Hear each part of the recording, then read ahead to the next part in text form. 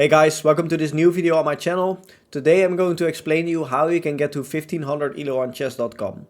What I'm going to do is I'm going to take 5 games that I've played around the 1500 elo level in my Road to 2000 series on chess.com. And I'm going to explain to you step by step what my opponent's faults were in this game and what they could have done better in order to get to a higher rating. And keep in mind, these opponents are already rated 1500, so they still make mistakes between the 1500 and the 2000 level. There's a small difference between these players that allows a 2000 to be better than 1500, of course. But all you have to do is prevent these mistakes, play games like this, and you can already get to 1500 elo. So let's see what my opponents here did. And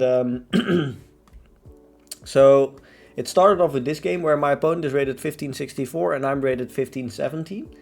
And in this game, it started off quite normally. I played a Vienna, of course, knight c3. He played knight c6, bishop c4, bishop c5. And there are going to be a few themes here in these games in which you are going to see that opponents make certain mistakes. And obviously it exists out of openings, endgames, tactics, positional play. Something along these lines. Those 4 things you can do wrong, and if you do something wrong in those 4 things, you can already get into trouble in sort of these some of these games. So in this game, my opponent immediately blundered in the opening.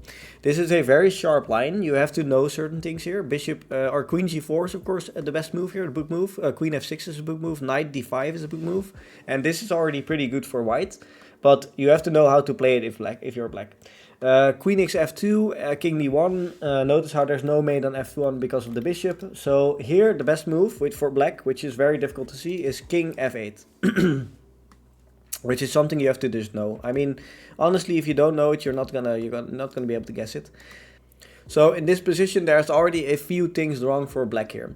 If you look at this position, there's already a pawn hanging on c7 and allowing a fork, but there's also a pawn hanging on g7, which is obviously a lot to deal with. That is why king f8 is the best move. You don't allow the fork, and you also don't allow me to take on g7. However, king f8 is a very committal move. It keeps your king in the center. You can't castle anymore. It's very, very difficult to see why this is the best move, but it is. And yeah, so here after this, obviously we kind of lured black into a difficult situation because black thought he had some kind of attack on f2, probably thought he was doing very well. However, it is just not doing. It's not as good as it looks for black. So here my opponent played bishop b6, which is simply a lack of opening knowledge, which led for him to lose this game, or at least get a very big disadvantage. And here I can simply take this pawn, and I mean the game kind of prolonged a little bit. I decided to take a rook here, which wasn't the best thing actually, but you know. I fought on for a little while. I was able to build up my advantage by quite a lot, and at a certain point here I was still up +3. I made some minor mistakes here. Apparently this is very bad because he could have gone queen h5. I mean, very difficult thing to see, of course, but you know, there are some minor things I did wrong as well. However, in this position he traded off rooks, and now of course I was still very much winning. So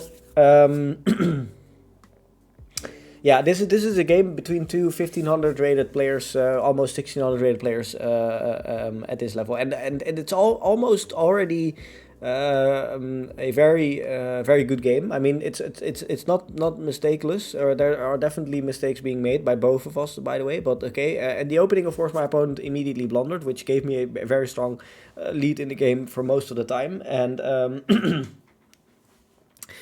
As you can see from the rest of this game, I kind of built up an advantage. However, at a certain point here, I managed to blunder as well. So here I blundered. I played rook f8, and he can play knight e3, which is a fork. And now I was actually doing quite bad because he also had a very dangerous pass pawn.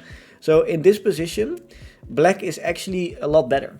Black is actually -3, so I could have also lost this game. So even if you are, I mean, at this point I'm a 2000 rated player, around 2000, but at this moment I was of course not 2000 yet. However, I mean, if you can see, even the difference between a 1500 and 2000 isn't necessarily very big. I mean, it's not that big. There are a few minor things. I mean, opening knowledge a little bit tactics, a little bit end games. 2000 rated players are a little bit better in all of those facets usually, but I mean it's not that much of a difference. If a 2000 rated player misses one thing and blunders, it could also be a win for a 1500 rated player. So there really isn't that much needed to get to 1500. I mean, you need to do some things right. Of course, there's a lot of things you need to do right.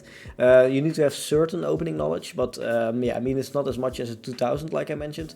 You need to know obviously tactics. You need to do puzzles. You need to do a little bit of endgame studies. But yeah, if you can see, there are still a lot of mistakes that 1500 rated players make.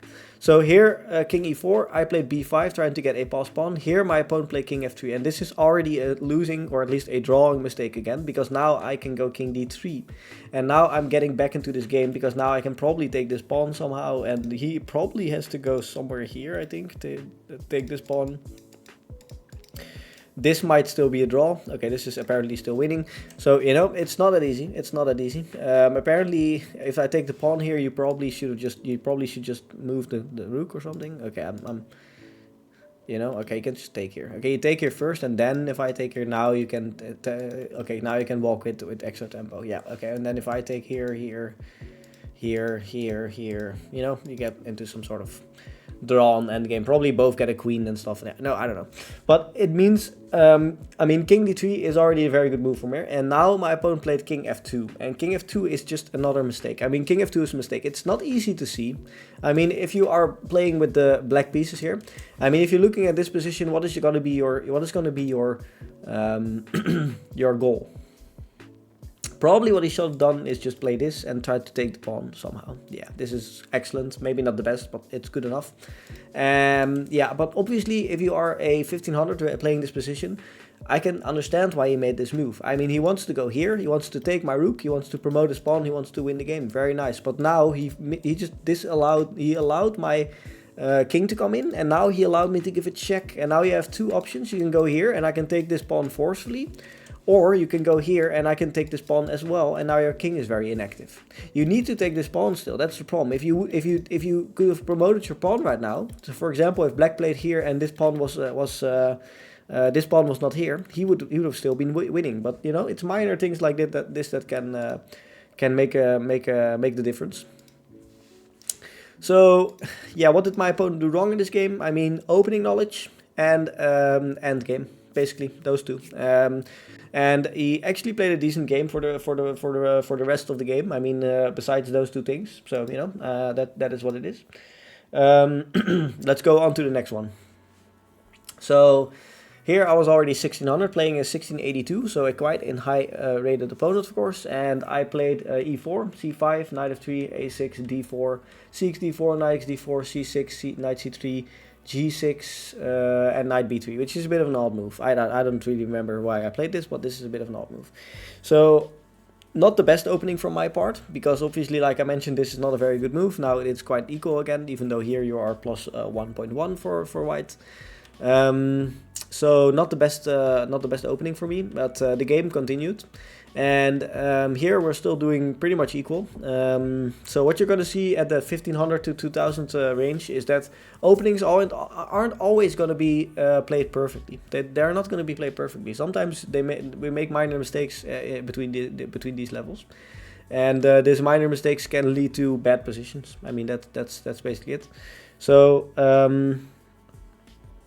yeah, I mean, that is what it is. If you want to get to 1500, you should know openings a little bit, but you don't have to know them perfectly. I mean, it's not like you need to know them perfectly. I mean, opponents are also still gonna blunder, so I mean that's the way it is. And okay, let's go. Queen b6 check, king h1, e6. And e6 is a mistake because I should have played e5. I didn't play e5 now. I played queen e1. I kind of treated this a little bit like a Grand Prix, not really, because, I mean, it's a little bit different, but at the same time a little bit like a Grand Prix. Queen e1, trying to attack here, maybe play f5 in some lines, you know, kind of a little bit like a Grand Prix, not really, but, you know. So queen e1, queen c7. So my opponent has just moved his queen 2 times in a row, which is basically also not really good. I mean, usually that doesn't really that isn't really good. Maybe he was trying to go for some sort of, I mean, what he probably should have done here is just immediately play this. And although this, yeah, okay, this probably isn't good either, because there is no fork here, because I'm protecting with 2 pieces. So yeah, I mean, you know, maybe even a move like this. I don't know, just try to develop, you know. You need to get this bishop out.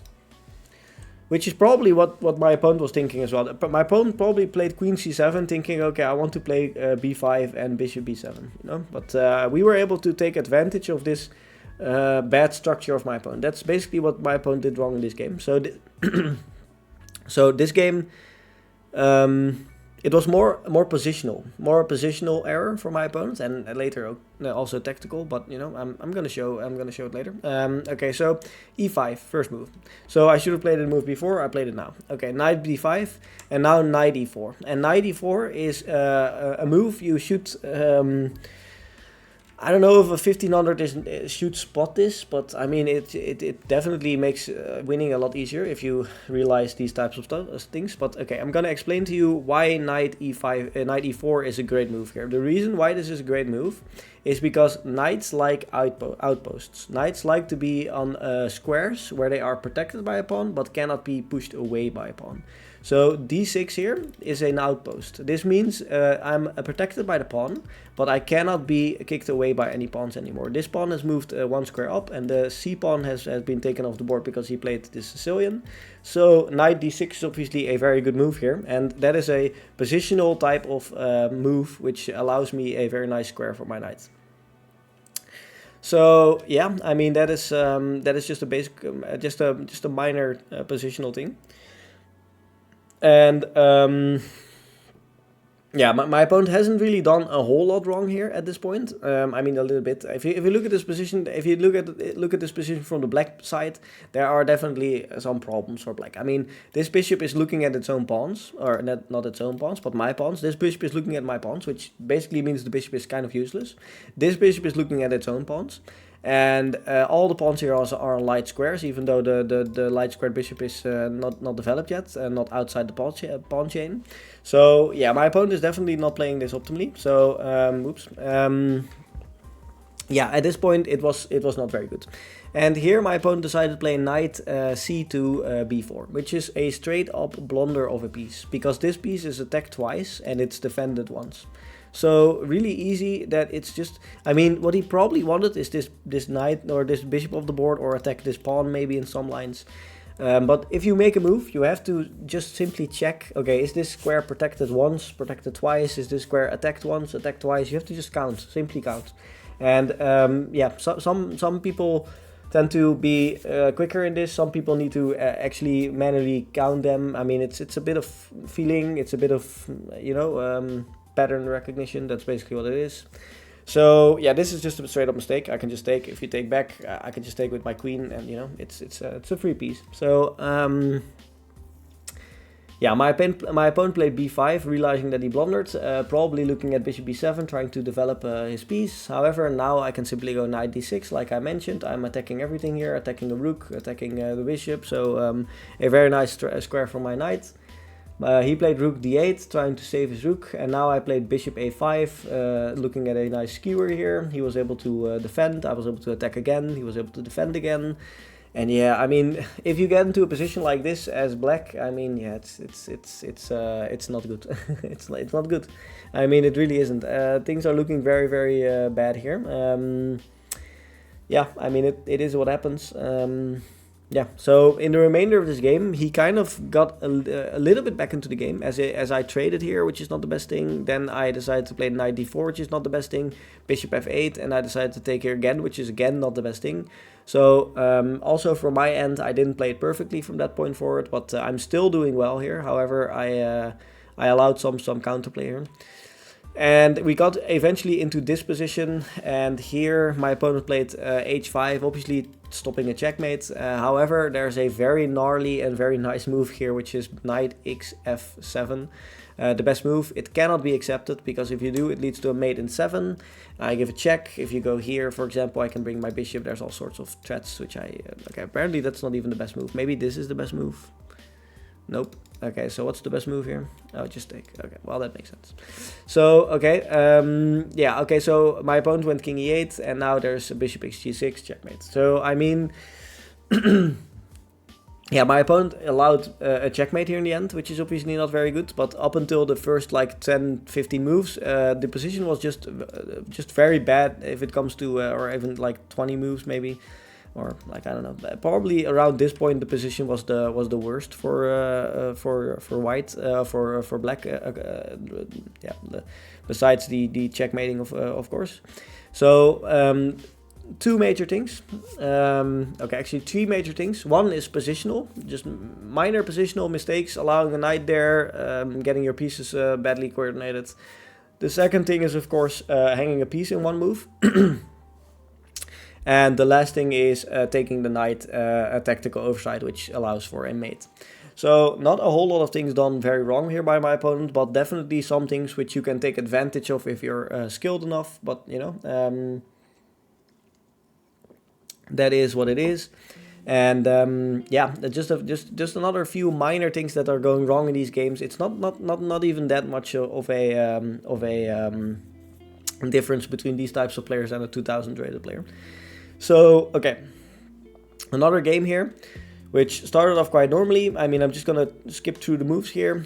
My opponent up until this point played it very well. C4 is the best move, knight c6, cxd5, exd5, knight c3, c4. So here my opponent is a little bit better, minus 1.1 for white. It's not terrible, but it's also not very good. And here my opponent played b3, which is not a very good move. And the reason this is not a very good move is because it allows weaknesses among the dark squares here. So the dark squares here are very weak. It allows me to immediately attack it and puts pressure on this knight. And also, if I go for a move like this, if you look at this position, this knight doesn't really have any good squares to go. I mean, you can go here, but that is just horrendous because you need to get kicked out again. Also, this is okay. This is not the best move, but you know, it's not a very good square for your knight. Also, my bishop is now just very strong in your position. I can maybe even push, you know, stuff like that. So yeah. The reason why b3 is a big mistake is because of the dark squares. That's what it comes down to. So bishop b4, bishop b2, queen a5, and here you have to defend this one time again, or you have to move it. You can probably go here. It's maybe not good, but it's also not very bad. However, my opponent, being a 1668 rated player, played queen d2, which is an immediate blunder. And the reason this is an immediate blunder is because I have knight e4. And if you take this here, I can just simply take here. And even though you get two pieces for the queen, you are losing here. So, you know, it's not good enough. So, yeah, I mean, in this position, it's actually quite easy to win games like these. It's simply putting pressure on a weak piece and putting more pressure, and then it simply is a tactical oversight. My opponent just simply, he should have just played this. I mean, if he played this, there's nothing going on here. I have to castle. It's a normal position. I mean, he's minus 1 point, or it's plus 1.2 even if after castling. So it's one minor mistake for my opponent here that immediately threw away the advantage here for him. So yeah, it's things like these tactical mistakes that can immediately win you a game, and that's basically as easy as it gets. So yeah, if you want to get to 1500, learn your tactics, and yeah, you need to know a little bit about openings, of course, but also tactics, which are very important. Let's look at the fourth game here. This is a game against a 1562 as a 1554, so we were a little bit lower rated here. And this game started off quite normal as well. A lot of development of the pieces. Yeah, up until this point, we both didn't play it the perfect way. We just played some chess here and there, and we got into this position. So this game was actually very equal for a very long time, and the reason this was won is because all the way at the end there was a tactical overset for my opponent. So 1560 rated players can play nearly perfect games. I mean, this game there was not really any or a lot of chances for me to win. It is very difficult sometimes to get somewhere. I had to force my way in here. My opponent here playing g6 is a big mistake, and sometimes it can be very difficult to see why certain things are a mistake. So g6 is a mistake because it immediately weakens this diagonal once more. So usually what players at this level tend to miss is that, I mean, if you look at this position for black, it is actually very common and very logical what black tried to do. Black tried to defend this pawn. I mean, if you don't do that, if you go here, for example, I can take this pawn and I win a pawn. Which is also not particularly super good for Not very good for black, of course, but it makes sense what he's trying to do by g6. However, g6 has a very big downside. It allows very big weaknesses along this diagonal. So I immediately take advantage of this by going e6, rook e8, and I can go queen e5.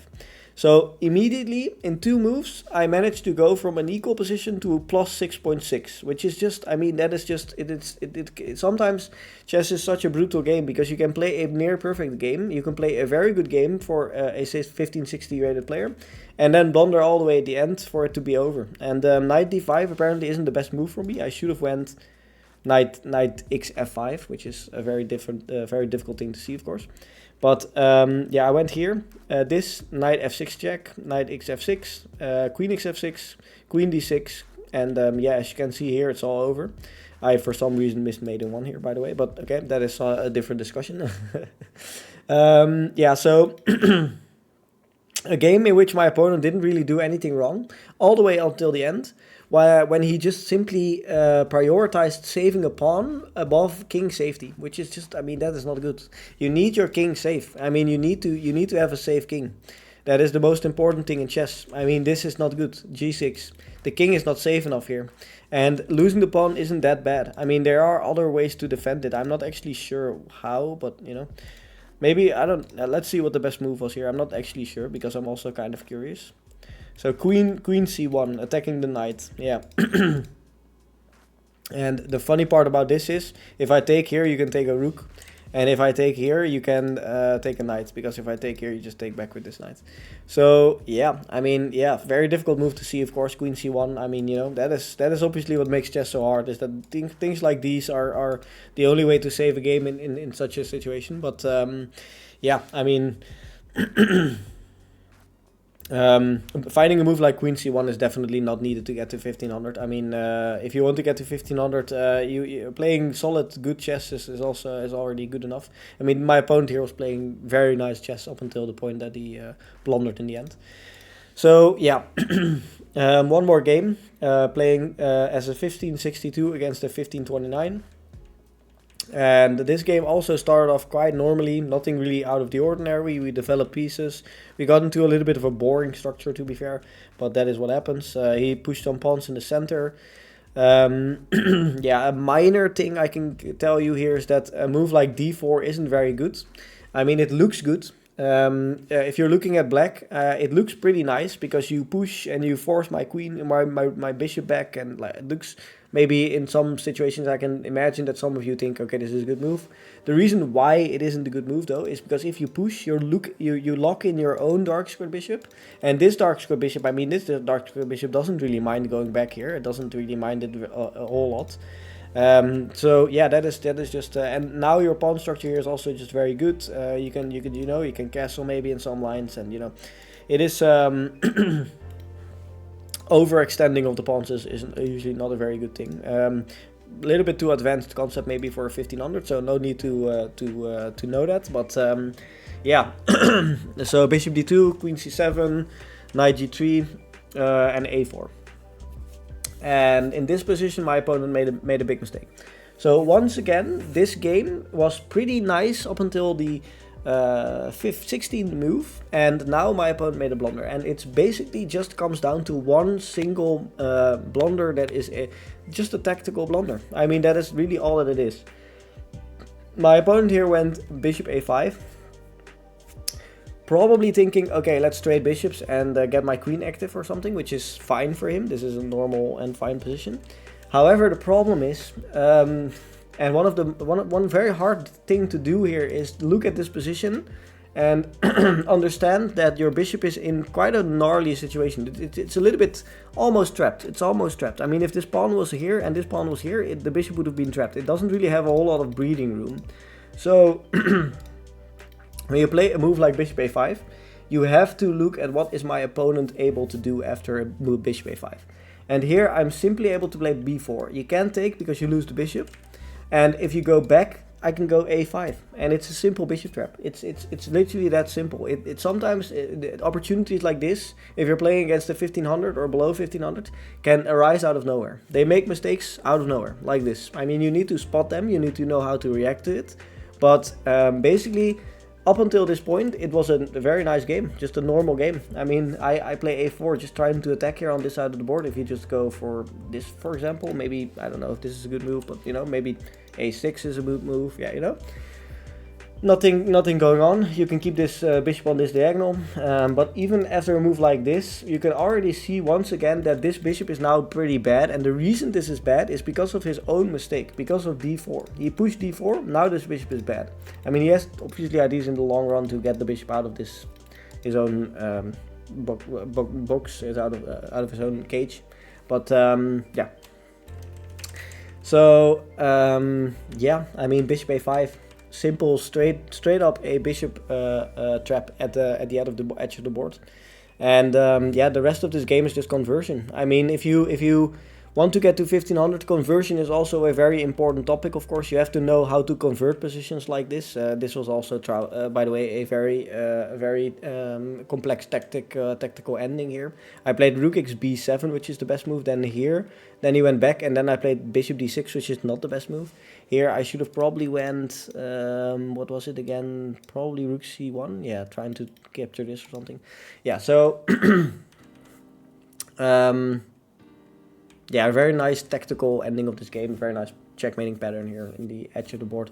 However, that is not the most important thing. I mean, if you're down material, you can get checkmated like this, especially when your king is in the open. However, what the most important thing is that you should not allow tactical blunders like this. I mean, that is basically very important. Of course, in chess, you need to not blunder. However, yeah, it's not easy. It's not easy. Obviously, this is a more complex blunder. This is not a blunder in which you lose a piece in one move. This is a blunder because you fail to see that b4 and this traps your bishop, which is not easy to see. It's not easy, but yeah, it is a blunder nonetheless. And if you want to get to 1500, you need to realize how to prevent blunders like this. I mean, it is very important to not blunder like this. And this person got to 1500 while still blundering like this. So actually, if you want to get to 2000, you should learn how to not blunder like this. If you want to get to 1500, you are allowed to blunder like this every once in a while. Yeah.